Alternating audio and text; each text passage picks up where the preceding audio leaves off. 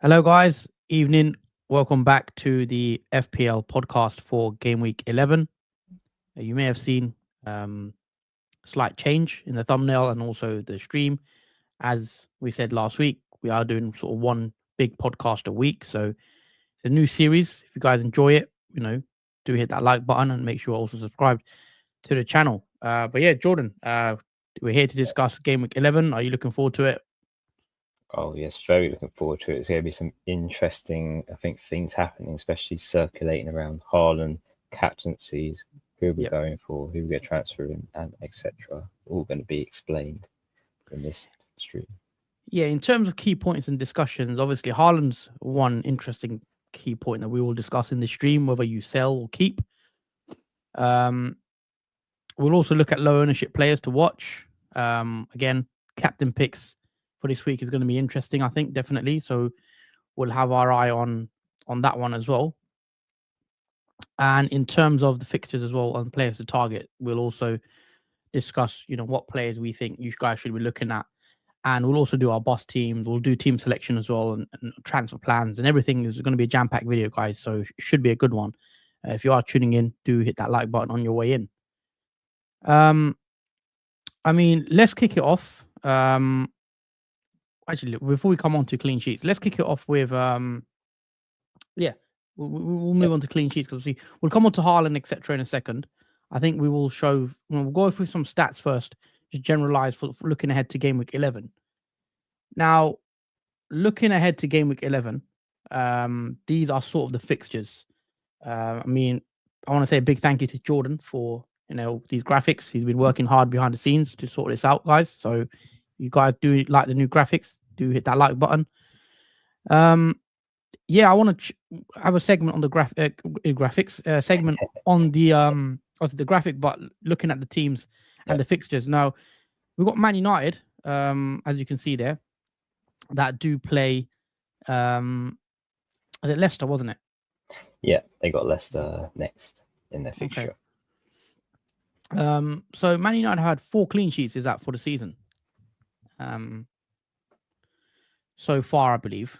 You look at, and they've got Leicester at home now. We know Manchester United are going through sort of a big change in managerial situation. We know Ten Hag's sacked. We know Ruud van Nistelrooy, I believe this is his last game in charge of Man United before Amorim, after the international break. So, I think Man United are an interesting team to actually target potentially. Because they've got a decent fixture run coming up. Leicester this week, Gameweek 11, and after that, I think they've got Ipswich and another easier fixture in there. I think it's Southampton as well, not too far away. They've got a 41% chance of a clean sheet. I don't really have any Man United players in my team. Jordan, do you think we should be bringing in Manchester United players slowly because fixtures the next 3? Just having a quick look.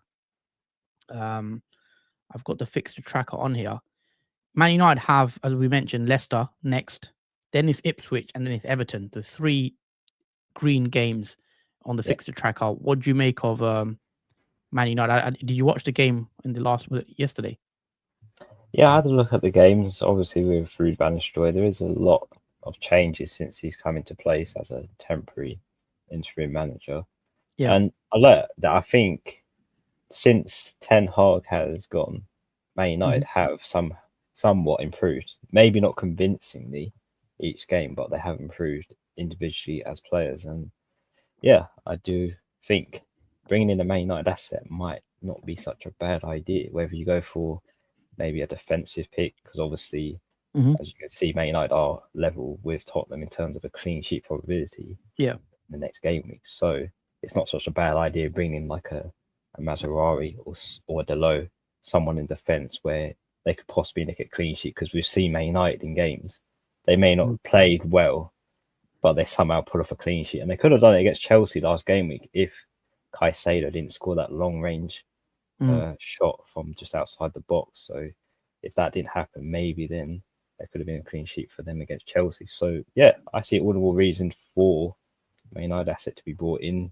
If you go for maybe a Garnacho or someone in defence. I think that's a good Yeah. fixture long term. I was just definitely going to say that in terms of Man United assets, I will definitely be looking at the forward players. I think Harry mentions here, good evening, lads, Bruno Fernandes captain this week. I actually think Bruno Fernandes could be a decent option for the next. If you want to take a punt on a player that's fairly low owned, just having a look at Bruno's ownership. Fernandes. Bruno Fernandes' ownership is only 8.5%, so he's differential. Got a 10-point against Chelsea last game after his penalty, and I believe he also picked up maybe a bonus. I'm not sure, but 10-pointer, and the fixes have turned now. So I wouldn't mind a punt on a Bruno or even a Højlund or a Garnacho if you want to take that sort of chance on Man United. Yeah. Sorry, you were saying. Yeah, with Bruno, it's the money issue, because if you don't have the money to replace, because I believe he's about 8 million plus. 8.5. 8.5. No, sorry, 8.2. 8.2. So yeah, he is a bit of a squeeze to fit into that midfield, especially when we don't have much money, and depending on who we take him out for as well, around that price mark. Could be difficult.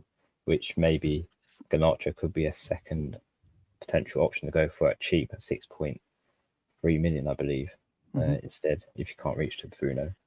Yeah, I mean, surprisingly, I don't expect Man United to have the biggest chance of a clean sheet. That does surprise me in terms of the stats. But then they are at home to Leicester, newly promoted team.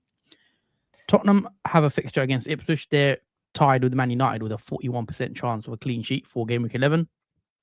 Tottenham, again, defensively, it's not really a team I'll be looking to target. I think you don't really need any of their defenders. They do look a bit leaky, just due to the way they play. I mean, in terms of the other fixtures, Liverpool play Villa, 35% chance. Liverpool's kept the most clean sheets so far, I believe, with 5 already. Man City, again, we'll have a discussion on Man City. Only the 2 clean sheets for Man City, Jordan, and Brighton away next. We saw Brighton's performance against Liverpool. For those that didn't watch that game, Brighton were very good against Liverpool, and they could have easily got a draw out of that game on another day. I actually think this is a very tough game for Man City. 31% chance of a clean sheet. They've only kept 2. They are letting in a lot more goals. And can you see an upset here for Man City? Yeah, absolutely. I mean, we saw upset for Arsenal earlier this season when they drew against Brighton. And it seems like Brighton do turn up in the big games so far this season. And yeah, it wouldn't surprise me if Man City do indeed draw in this fixture. It is going to be tough, I think, for a clean sheet. I'm surprised they're the 4th highest in terms of probability. But that is due to betting odds. People expect 31% for Man City to keep a clean sheet against Brighton. But again, it's an away fixture, so I'm not too keen on the chances there. Yeah. So that's just a sort of quick recap, guys, of the teams that are most likely to keep a clean sheet. And then obviously the least likely you've got on the other side, Ipswich, Leicester, Villa, very unlikely to keep a clean sheet, as well as Brighton, obviously, who play Man City. But, there are some interesting games this week, and I can see potentially some drop points for the big 3, Liverpool, Villa. So it's going to be a tough game for Liverpool still, I think, with Aston Villa looking to bounce back from their loss, getting the Champions League. So we know also Man City play Brighton. That's a tough one as well. And then Arsenal against Chelsea. That's a very interesting one. Arsenal are given a 24% chance of a clean sheet. And we've seen with Arsenal, myself included, with the double defense, just not worked out so far. And what are your thoughts on Arsenal very quickly in terms of the defense? 24% clean sheet. A lot of people went double Arsenal defense. It's not worked out so far. What's your thoughts on it? No, it hasn't worked out so far. I mean, people might be surprised that Arsenal have only kept 3 clean sheets this season, but then again, they've had a tough run of fixtures. I think Chelsea is their last tough one until their fixtures do swing over to being more easy. And then maybe you can see some more clean sheets coming from Arsenal, but it is pretty... I mean, it is pretty self-explanatory why Arsenal have been struggling for clean sheets and why the probability is low for Chelsea. Game. Obviously, they had a few red cards in a couple of games, down to 10 men, which obviously doesn't help. But those are sort of the clean sheet odds, guys, that we thought we would discuss very quickly. But there doesn't seem to be a massive favourite for a clean sheet. You're looking at Man United, as the most likely in terms of the betting odds. We'll quickly recap on player transfers in. I always like to take a look at this again because it sort of shows the narrative of the game week players we're looking at. And what surprised you most, Jordan, about this list? Anyone that sort of you're surprised or shocked about on this list, either for buys or sells? I am surprised. Well, let's go for the sells. I'm surprised that Palmer is being sold by 200,000 managers because obviously there has been talks that Palmer may be playing against Arsenal at the weekend. So, yeah, I think it's looking positive, obviously, for Palmer in that game. I don't think I'll be selling him. I'll be holding on to him. So, yeah, I wouldn't be definitely getting rid of him. That's an interesting one for 200,000 people to do that very early on. Yeah, that's gone up as well. It's now 218. Palmer's actually just posted on his Instagram a picture of his leg in like an ice thingy. But it seems like Palmer should be fine to play against Arsenal on the weekend. There were some decent comments about it with Maresca, about Palmer. And I would keep Palmer, guys, because if you sell him, it's going to be hard to bring him back in. And if he misses that one game, then I don't think it's anything serious because I'm hoping you've got bench player they can just play Palmer because you're going to want Palmer back. If he's out if we get confirmation, if he's out for 5, 6, 7 weeks, then yeah, take him out. But until I get that confirmation, I'm happy to keep him and bench him even for 1 week. And there's another thing to obviously consider as well. Palmer is 11 million now. So if you have taken him out of your teams, you've got to pay now 11 million for when he was 10.5. So you're paying more money for a player that you've taken out that could potentially be ready for Arsenal at the weekend. And then be forced to spend more money to bring him back in if you do want him back after the Arsenal game. Sorry. Yeah, Neil comment says more space for Haaland v Brighton. Now, as you guys see on the list, Haaland is the most transferred out player, which is the one I'm most shocked about. He's got 426 as of now, since we've done the slide. So he's gone up even more. Nearly 500,000 managers have taken him out. His ownership is now 67%. I don't know what it was pre-game week 10. About 71, just over 70%. There's a lot of negative sort of thoughts. And I don't know if Jordan, if you caught the game Man City played on Wednesday. Haaland did miss a penalty. Yeah, I did see that hit the crossbar, I believe. Hit the crossbar. Man City again struggled against Sporting. They lost 4-1. Amorim Sporting beating Man City. So that's another sort of narrative there for when Amorim comes. But I still think, that still shocks me. I know Haaland hasn't been Haaland in the last couple of games, but that many sells. I'm looking at someone that has Haaland thinking, this could go well for me. I'm happy to hold him because I don't think a player of Haaland's quality is going to keep blanking, but he's got the tougher games coming up now. What do you make of these numbers for Haaland being taken out? I was about to ask you the similar question. Does that surprise you that many people are taking him out? Because I thought it'd be much more, if I'm honest, just from the negative. I think that's a lot, to be fair. For Haaland to get that many transfers out, I think that's a lot. And that's only going to go up. We're only on Friday. Obviously, tomorrow's the deadline, isn't it? So that will go up more. True. Yeah. You never really... He's doubled Luis Diaz in second. Luis Diaz scored a hat-trick in the Champions League. So I'm surprised if you've got Luis Diaz. A lot of people taking Luis Diaz out. This is interesting after his hat-trick. But that could maybe mean, because of his hat-trick in the Champions League, he may get a rest. Yeah. But I think... After thinking about it, in terms of Haaland now, I'm starting to feel less drastic of taking him out and being more safe and compensate. Even potentially captaining Haaland could benefit more. Obviously. I mean, I'm definitely not. I've made my mind up. I'm on Salah. I think lock. Salah's got Villa at home. I was very impressed with Salah in the last fixture against Brighton. Lovely goal for the winner. Salah also got 2 assists. Didn't score in the Champions League, but did pick up the 2 assists. Played decent, I thought. Played well. And I'm just liking Liverpool a lot more. I prefer Liverpool's attack than Man City's at the moment. So I'm definitely going to captain Salah just to spoil the later part of the video. I think I'm on Salah at the moment. I've not considered Haaland, to be honest, but I'm willing to have Haaland in my team still. And you look at his next 3, they are tough. Brighton away, Spurs at home, Liverpool away. These are tough games. The Man City... aren't playing well. And I think it's fair to say they don't look right. Something about them defensively, they don't look great. And even going forward, we know Haaland's a monster, but if he's not getting the chances to get those shots off, you could be the best striker in the world, but the service is lacking, especially with no KDB. Not sure what's happening with Foden. Rodri is a big miss, and I think this is a tough game for Man City, and I would not be surprised. I never predict Man City to lose a game because they're always. I think this could be a game where they potentially drop points against Brighton. Interesting. Do you think it will turn around for them after the Brighton game if they have another poor match against them? Yeah. Because at some point it's got to come. They got to return. They can't stay like this. I think it will turn around for them. I don't expect Man City. They're not going to be. They've got too much quality to consistently.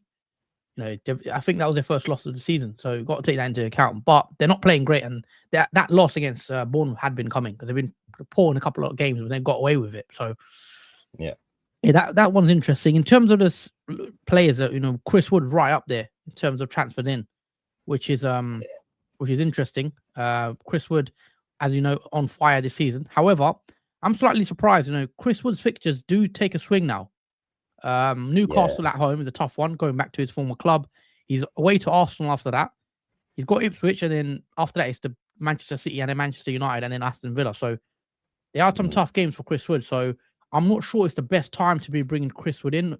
He could prove me wrong because he just seems to carry on scoring goals. But I do think I'm expecting anyway, as a Chris Wood non-owner, I don't have him anymore. I think the returns will slow down in the next 4 or 5 games because of the fixtures, but he's been fantastic so far. That's what I was about to ask you. Obviously, now that Chris's fixtures have swung, do you feel like the boat's been missed now? Because he's had so many goals. Well, let's just see, obviously, in the last 4 game weeks, he has scored 5 goals.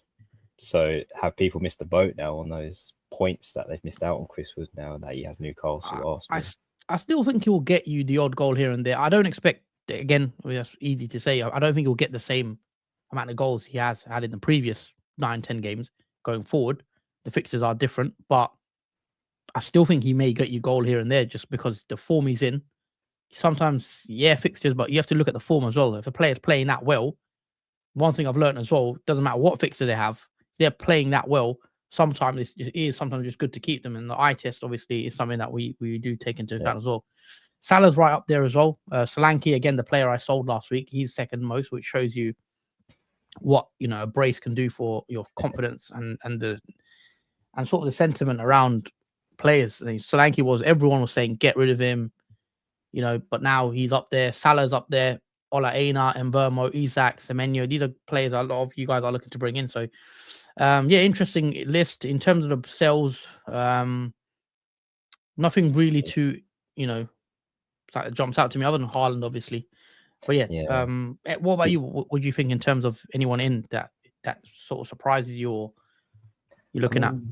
Watkins slightly surprises me. I know he has Liverpool next, and that's a tough fixture, but that does surprise me. He's the 3rd most transferred out player because, I mean, after that, his fixtures are not that bad. I know his form hasn't been perfect. I mean, he has had a few blanks here and there in his games, but I would hold on to him. I think even against Liverpool, he's still got the potential to score, and I'm surprised a lot of managers taking him out. Okay. Let's go on to the table, guys, for all the teams so far this season. Now, this is a table for expected goals per 90 and expected goals against per 90. And these are, we've played 10 games now. So we're 3rd way into the season. So this is enough data now where we can actually judge how good a team is or how bad a team is. I think there's enough sample size there. It's not just 1 or 2 games. We're now, a long part away now, third way into the season essentially right now. So you're looking at Brentford. I think it's just in alphabetical order. No, sorry, it's in who's got the who's in who's over. Essentially okay. So XGV actual, who's overperforming sort of the XG the most. Brentford 1.36 expected goals per 90, which shows Mbeumo, they've done really well so far. Brentford. Chelsea are up there, 1.53 expected goals. In terms of the best, I mean, surprisingly, is Spurs with 1.86 expected goals per 90, which does surprise me. But the way they play, some might say it's not a surprise because they are always gung ho. They're at it. They try to create as many chances, and their high line with it they play does make it sort of an end-to-end game a lot of times. Liverpool 1.61, sort of respectable. Looking at the other teams, Arsenal, you expect them to be up there 1.62. Man City 2.23. So they're still, in terms of most likely to score, they are still up there, which maybe surprises people, but then maybe their finishing hasn't been as good. But you look at their goals against, just teams I want to focus on, obviously the main teams that we have. Liverpool 1.20. So defensively, they're quite strong. Arsenal 1.36. Man City 0.95, which does surprise me that Man City is that low, because when I watch them play, they do seem to give up a lot more big chances than like a Liverpool or even an Arsenal, to be fair. That's interesting. That obviously Man United are the very bottom, and obviously we've been considering bringing potentially in a Man United player, but again, that is obviously post Ten Hag, and obviously players weren't up to their standards like we've seen, but obviously that I think will change for Man United. I don't believe they'll be at the bottom for more longer. I think like they will slowly climb up, and their XG versus actual, it being the worst, could potentially improve over the next few game weeks. Okay. Yeah, so those are just the stats, guys, in terms of XG. Looking at what are the best attacking teams, these teams like Man City are still making the most chances. And in terms of who's performing their XG, the actual XG is Brighton. So there's a bit of overperformance there potentially. Liverpool 0.29 against their actual. Arsenal 0.08, so they are quite a par for what they're doing. Man City is a minus 0.13, so slight underperformance there from Man City. Moving on to the next bit. So these are sort of goal scorers, top scorers of the league. Haaland leads the way with 11 goals.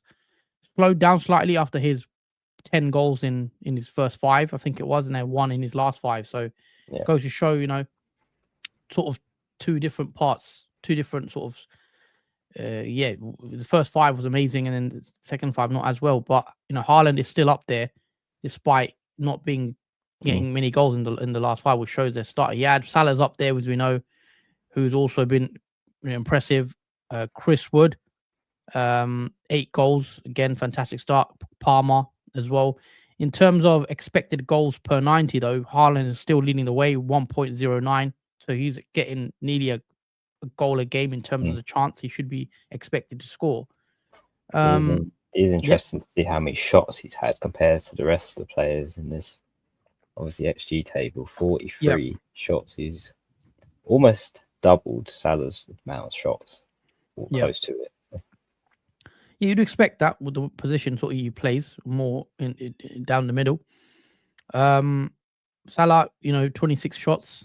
Sort of what you expect, similar in that 20 range with the other players. Chris Wood only 19 shots though.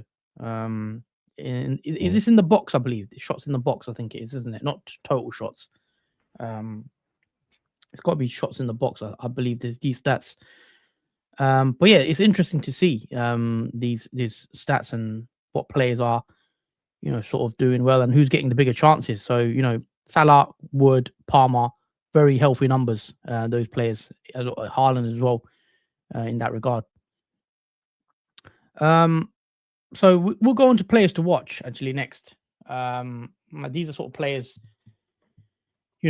interesting players. Talk us through Garnacho. You're another Man United fan. What have you made of his start to the season? Why have you sort of gone with Garnacho as a one to maybe see and see what he can do? Yeah, because it may not look the best, because obviously he's only had 2 goals and 1 assist this season. That's only 3 goal involvements. But let's just look at how many chances, big chances. He missed 6 and I believe 3 of them came from obviously the last game in Chelsea, where if he was more clinical, more confident on the ball, that potentially that's a Garnacho hat trick, at least 2 goals for him on the good day for him.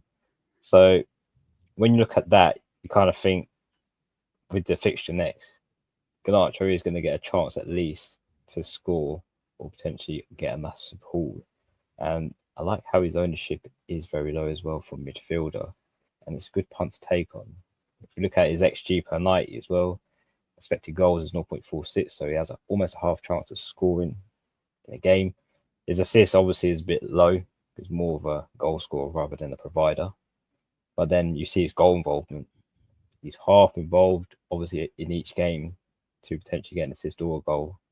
So you should consider them stats and the fixtures that Man United have up next. Yep. And makes Garnacho a good candidate for the next 3 game weeks.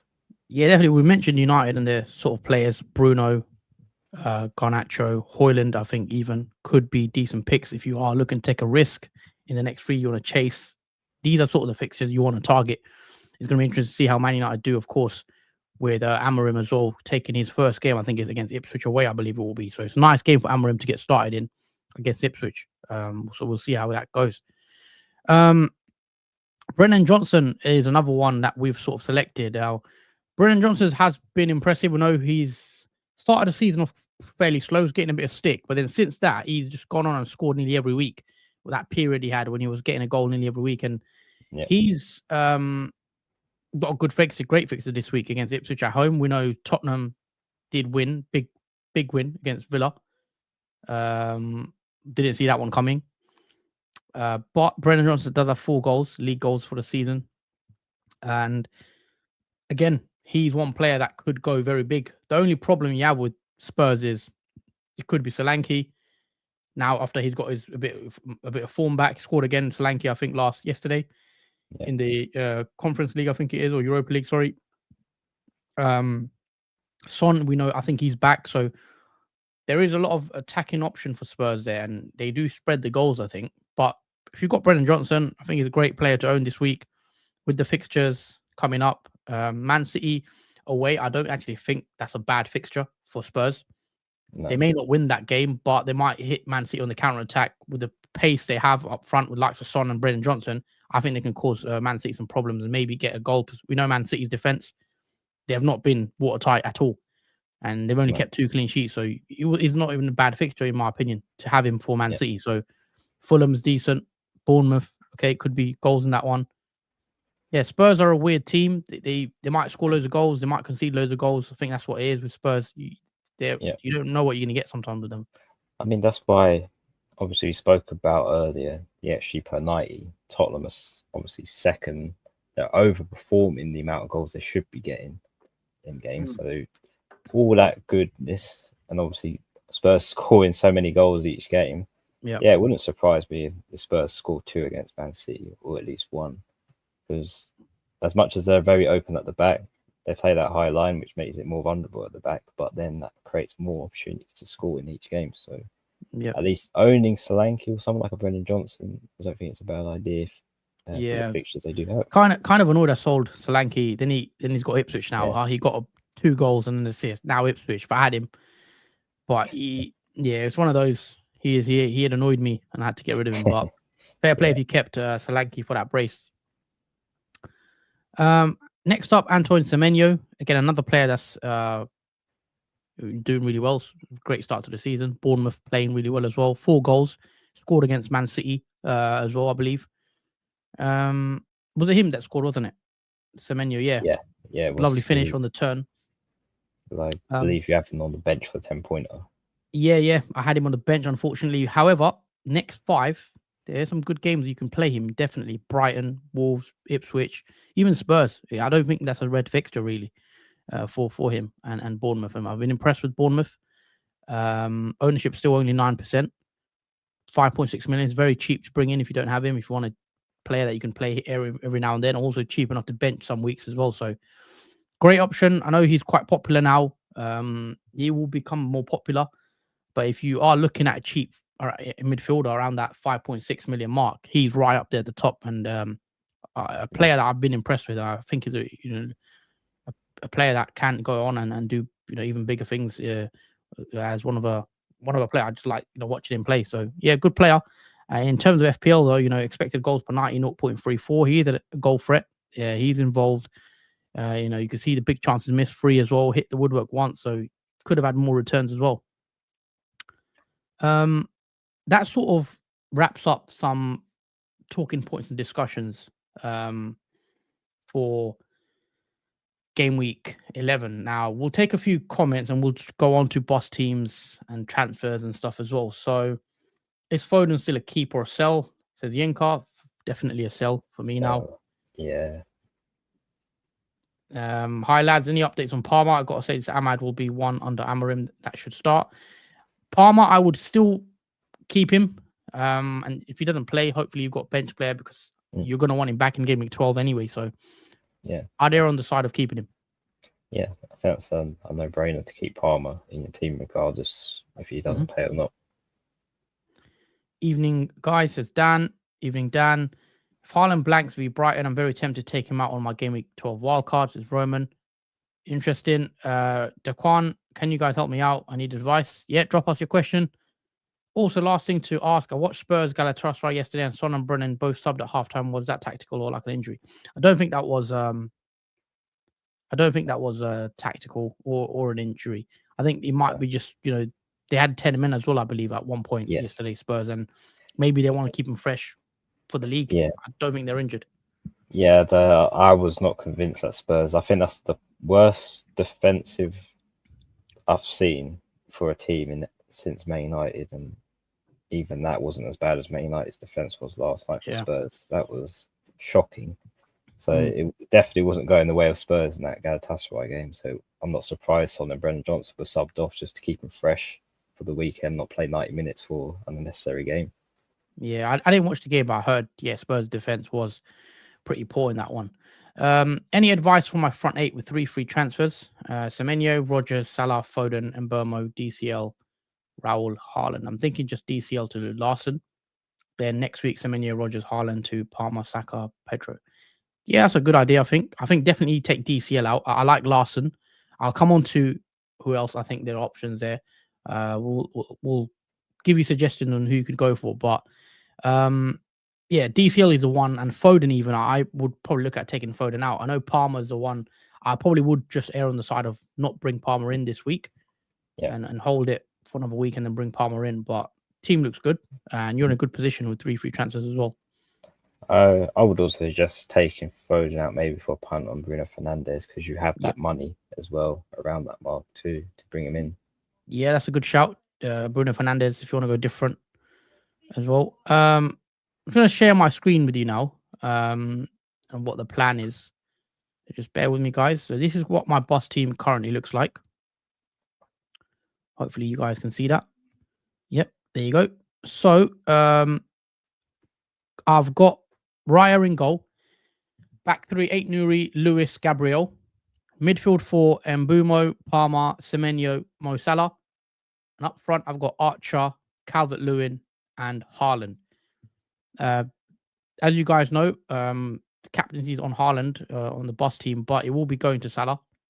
So I'll just save that. And I think I am like 80% sure I'm going to go Salah as of now. So tune in for the deadline stream if I change it, but I don't think I will.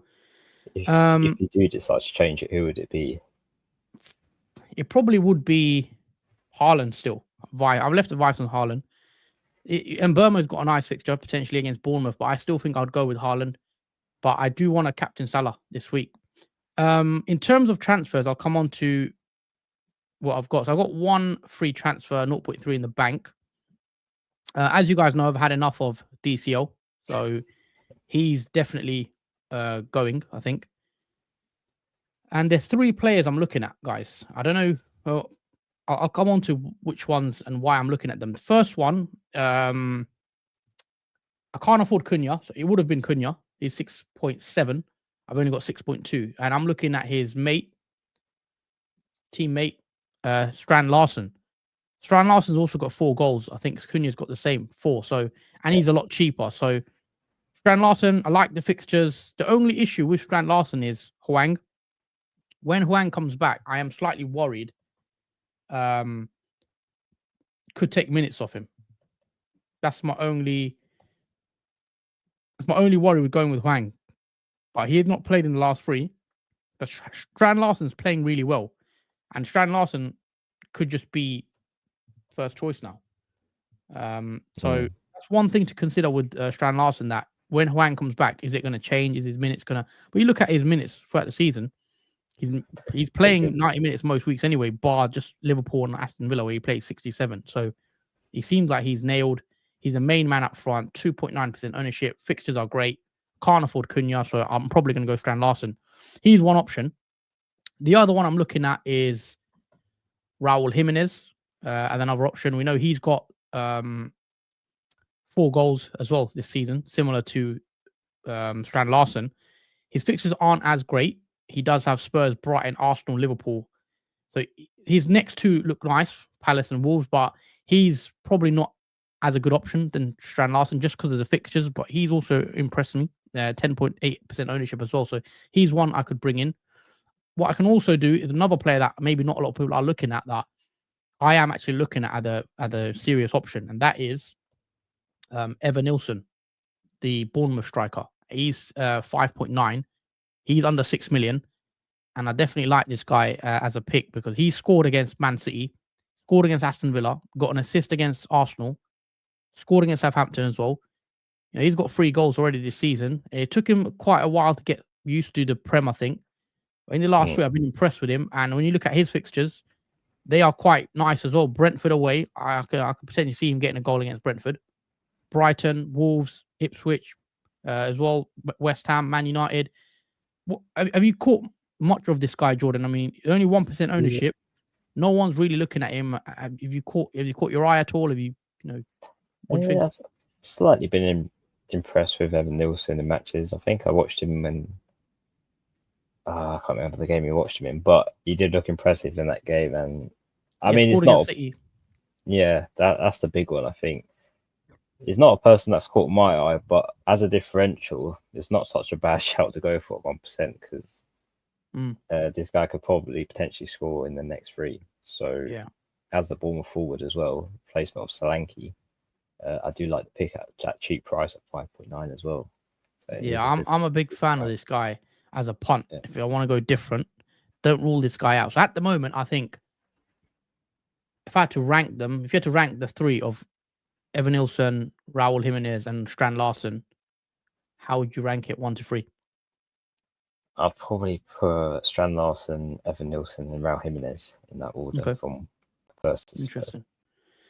Yeah, interesting. I mean, Strand Larsen's got the fixtures. So let's say I do go Strand Larsen. He's the cheapest one as well out of all of them, I think, at 5.6. Raul Jimenez is 5.8, I think. And obviously, Evan Nilsson is 6.1. If I go Strand Larsen, that frees up money as well, 0.6. And that looks a lot better. I sort of regret bringing Archer in now, but Wolves away isn't a tough game. But after that, there's no way I'm going to play him these weeks. So I sort of regret that move. But if I went 4.5 million and then in Christmas, if there's something happens with injuries, that's what I was worried about, having a non-playing like a dud forward. But it does give me money to, in the future, maybe get him up to someone else, but remove him. 5.6. Not really anyone I can bring in for 5.6 anyway, but I think I'm going to go Strand Larsen, guys. Because I need the money to spread it around. I like the midfield. Fairly happy with it. Roger, Semenyo, Mbeumo, Palmer, Salah. Haaland is the one. If I wanted to raise funds, it would be Haaland and move out, but still not sure about moving Haaland out. I know I'm not keen on Haaland captaincy-wise for the next couple of games, but Gameweek 14, Gameweek 15, you definitely probably will want Haaland back. I mean, for those that have sold Haaland, Jordan, when do you think they'll be looking to bring Haaland back in? Like, will they be worried? Like, when will they have a pencil in a game week where you think this is when I need Haaland back? If you weren't owning Haaland, well, I think in terms of those weeks, if you're looking to keep Haaland off your team for long term, the best fixture to bring him back in, I'll probably say from that list, is Aston Villa one. Because the ones before that are just Palace away. I mean, Palace away is usually weird ground, tough ground, but they've been poor this season. They have been poor this season. I think they have suddenly sort of turned the tide a little bit, but again, Man City's that's like a bogey team for them. They kind of have a weird struggle against them. Yep, and that could be a shocking result. Do you see yourself captaining Haaland in any of the next? When do you next captain Haaland? I mean, are you going to go Haaland this week? Maybe, yes. Okay. It's looking like it. Oh, we'll come on to your team. We'll see.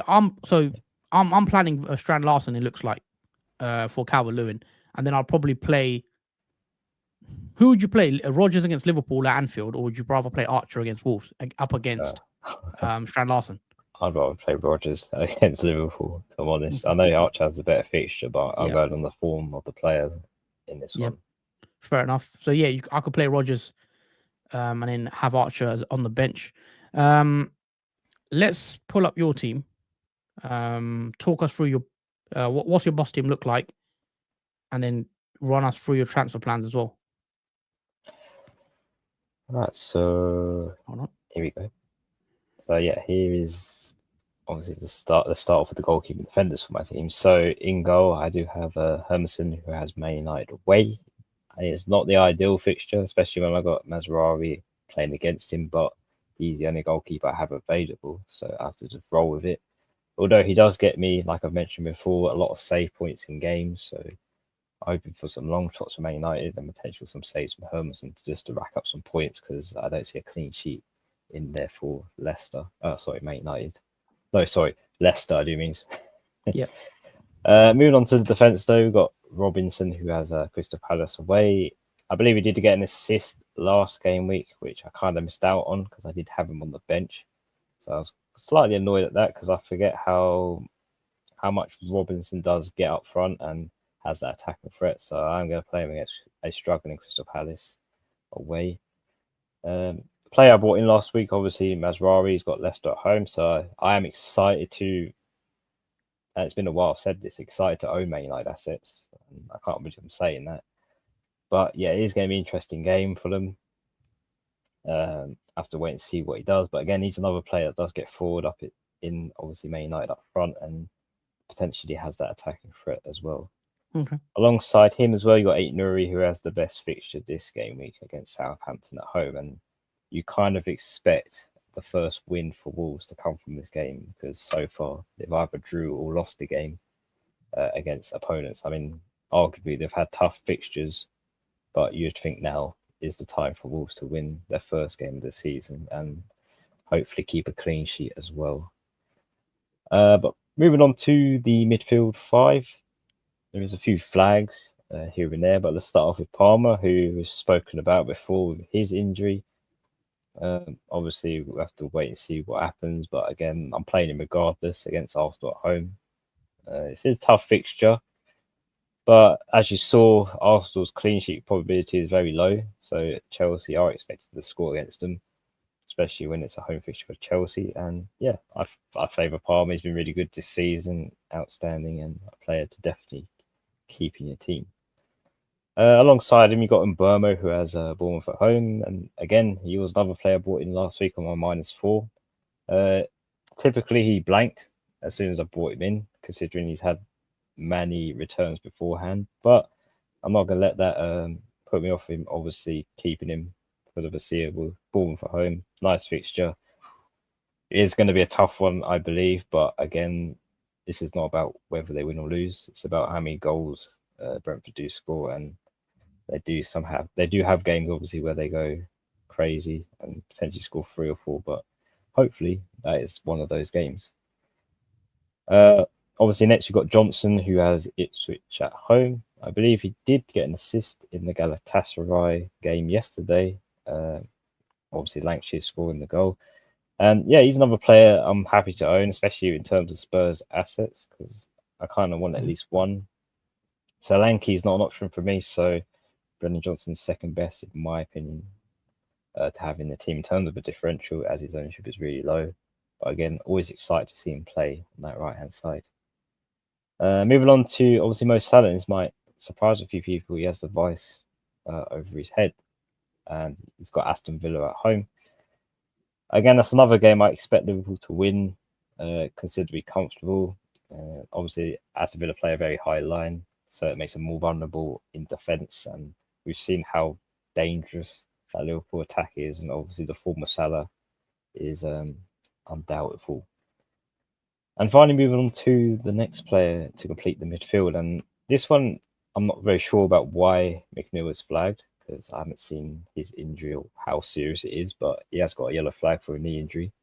He's got West Ham away, but he is a player that I haven't really been happy or excited to own, because I believe he's given me 1 assist since I bought him in. And yeah, it's been a bit lackluster in Everton assets, as obviously House has mentioned, DCL. Pretty much the same for me for McNeil. It's not been consistent enough for me, so he's potentially on the chopping block. And finally, completing the obviously 11, we've got Haaland up front, who has the captaincy over him. This might raise a few eyebrows considering Man City's form and obviously the missed chances Haaland has obviously what obviously he's missed in terms of chances should have been goals. But yeah, he is the potential captain. I'm willing to put all that aside from his missed chances and Man City's form and put the faith in him one more time against Brighton. And finally, moving on to Chris Wood, the most transferred in player this game, which who has Newcastle at home. So he's visiting obviously his old club they used to play for before coming to Nottingham Forest, which will be interesting to see. And yeah, there's no regards of this obviously not having Chris Wood at this moment in time in your team as one of your main forwards. And in terms of the bench, we've got Vardy Marston, who's got Bournemouth at home. Keane has got West Ham away. Fires, Man United away, and Wheatley, Leicester at home. In terms of, obviously, in the bank, I've got 6 million with 1 free transfer. So the plan is, and this is probably obvious, I am going to take McNeil out of my team. I feel like now is the time because Everton haven't really got going in terms of goals. And if there have been goal scorers, it hasn't come from really McNeil in terms of that attacking threat. So he is going to be exiting from my team for Gameweek 11. The player I'm deciding to bring in is a Man United player, and that is Garnacho, who has Leicester at home. It would have been obviously Bruno Fernandes, but because he's so expensive, like we've mentioned, I can't fit him into my midfield. And there's no one else in that midfield I'm willing to take out. And I would have to take a -4 to bring Bruno Fernandes in anyway. So I don't want to do that again. So the second best option for me is Garnacho. That does leave me with no money in the bank. And that obviously uses my only transfer for this week. And that is what my team is looking like for Gameweek 11. Okay, interesting. Comment here from Roman. Surprised you're not looking at Wissa. Yeah, I can afford Wissa. He's only 6 million. Going back to my team, Wissa also has scored 4 goals this season. I think the only reason I'm not looking at Wissa is because I've got Mbermo. I don't know if I want double Brentford attack. Brentford are impressive going forward. I think that's the only reason. And I feel like because Cunha is so popular in a lot of teams I'm seeing, I want to have that coverage in case Wolves do really well in the fixtures. So I think that's why having Strand Larson as the hedge against the Cunha owners, and just hope he outscores him. If I took Haaland out on my wild card, I would go without until game week 18. Says Roman as well. Selling Haaland now doesn't look well thought out. Brighton and Spurs play so open. That's true. They're saying, but yeah, that's true. But I think that tough Brighton, I was very impressed with the way Brighton played, and I'm going to be interested to see how City do against Brighton. Yes, especially when Brighton have had a week's rest as well, I believe. I don't think they're in any competitions, unlike obviously Man City, who've just played in their league game. City do have a good record, I believe, against Brighton normally, but yeah, we'll see. Dan also says, who would you play out of these 3? Gabriel, Lewis, Kirkes, Pinnock, Miko. I would play Gabriel, I think. Still, I think I would play him, even though I don't really see a clean sheet for Chelsea, but you never know if Palmer doesn't play. But I think Chelsea will probably concede, but there is that attacking threat there. We know Chelsea defensively on corners and things aren't the best, so there could be a set-piece goal in this. Lewis, I probably will still play Lewis just because it's Man City. Kirkes, Bournemouth, who they're playing against, sorry. Bournemouth have Brentford in it, Brentford. and Pinnock has Bournemouth. They play against each other, and then Mikalenko has West Ham away. I'd probably play Pinnock as well. Probably play Pinnock because he's got the home fixture, and then I'll play Gabriel and Lewis. I think in terms of me, it's Gabriel, Lewis, and Kirkes. I was surprised, obviously, Brentford did against Fulham because it looked like they were getting their first clean sheet of the season, but Wilson came off the bench and scored massively 2 goals in the last few minutes of the game. That was quite epic. How that result ended up. Yeah, I didn't catch that game, but yeah, I heard it was a bit of a mad fixture. Larson seems the way to go for you, Haas. Yeah, I think I'm leaning towards Larson just because I don't own Cunha. Because a lot of people I know have looked at Cunha and they've got him in. And I'm hoping that in the next couple of games, Larson's the one that outscores him. But I do like Evan Nilsson as well. If I had Cunha already and you want to go 3 up front, I do like Evan Nilsson at the 1% ownership differential. I was impressed with his performance against even Arsenal. Obviously, he's the one that got Saliba sent off with that run he made. Scores against Man City as well. So I think he's looking decent. Would you play Rico Lewis or Robinson? I still probably will play Rico Lewis just because it's Man City and I'd back Man City to score. And Lewis may get you a goal or maybe get you an attack and return. Robinson, obviously, we know he got an assist last week. So they're both good options, but I will just back the Man City player personally. Yeah, in terms of form, I'm slightly edging towards Robinson, who's got Crystal Palace. Yep, fair enough. But yeah, guys, if you've got any more questions, please do drop them in the chat. Also, if you're enjoying this new content that we've got, make sure you do hit the like button. Make sure you are subscribed to the channel as well, and make sure you are sharing the stream on your socials and all your platforms. So yeah, that's sort of the transfers out the way, what we're planning to do. Let's quickly take a look at, we've sort of looked at fixtures, but interesting games this weekend.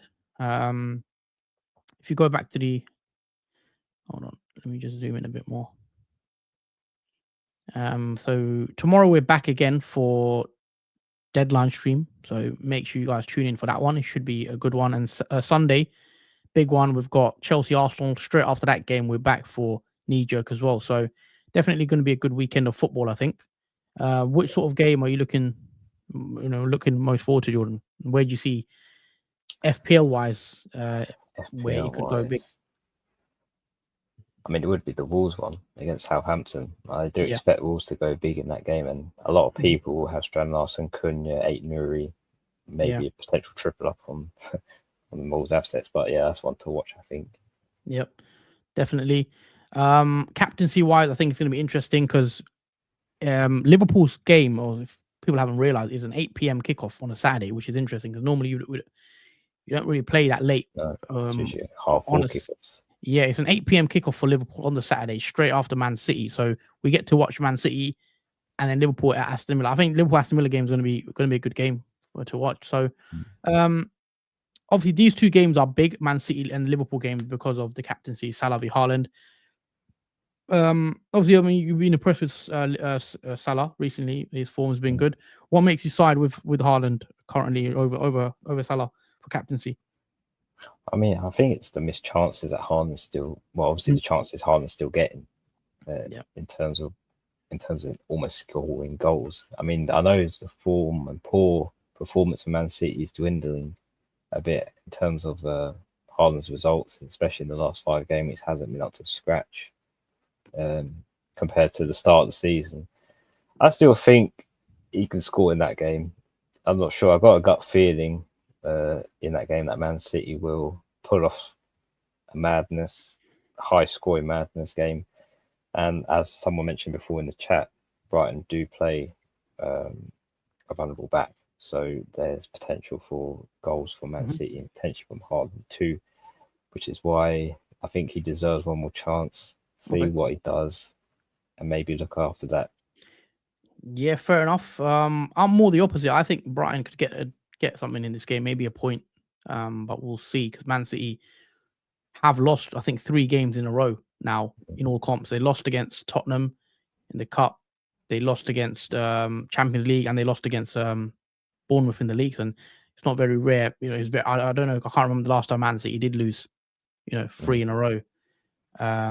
So we were interesting. They were. I don't think they'll lose 4 in a row. So maybe best Brighton can hope for is a draw.